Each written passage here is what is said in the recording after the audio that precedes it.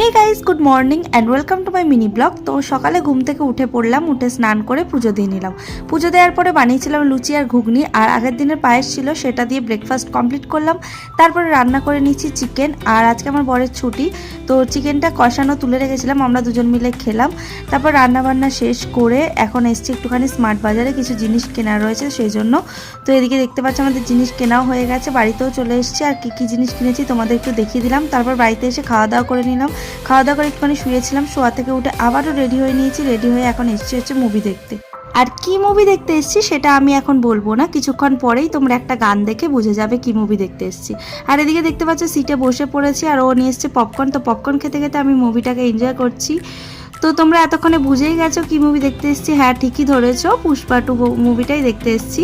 তো মুভি শেষ করে আমরা সোজা চলে গেলাম রুমে গিয়ে খাওয়া দাওয়া করে শুয়ে পড়লাম। তো ভিডিও ভালো লাগলে লাইক কমেন্ট শেয়ার সাবস্ক্রাইব করে দিও। দেখা যাচ্ছে নেক্সট ব্লগে। চলো।